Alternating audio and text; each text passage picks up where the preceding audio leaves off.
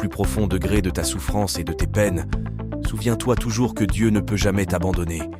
Et à toutes les fois que tu te sentiras transporté plus loin et perdu dans tes émotions, calme-toi et concentre-toi à l'idée que Dieu n'a jamais menti et que tu ne seras pas la première personne à qui il peut mentir. Quand ta lumière s'obscurcit, quand ton réconfort dans les tempêtes disparaît, souviens-toi toujours qu'il a promis de te délivrer. Il dit « Invoque-moi au jour de la détresse.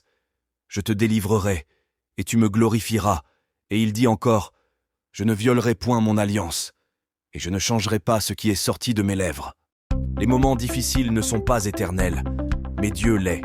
Défis ne durent pas, mais les personnes courageuses le font. Les échecs ne sont que des fondations vers des succès futurs.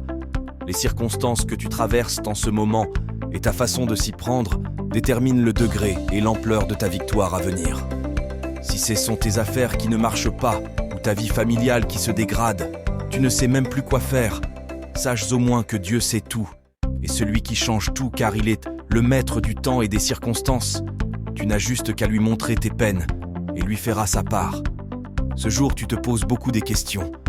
De fois, tu te sens tout seul contre tous ces monstres de la vie. De fois, tu as envie d'abandonner. Tu n'as même pas une seule personne qui peut reconnaître ton problème.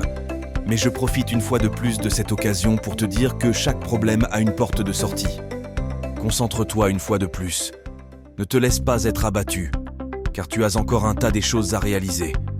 Ta vie n'a pas touché à sa fin. Tu dois comprendre que chaque rose porte des épines, et chaque vie a ses propres défauts et ses propres épreuves. Sois fort et courageux, cela aussi touchera à sa fin. En cultivant notre confiance en Dieu, nous trouvons la paix intérieure et la résilience nécessaires pour surmonter les obstacles.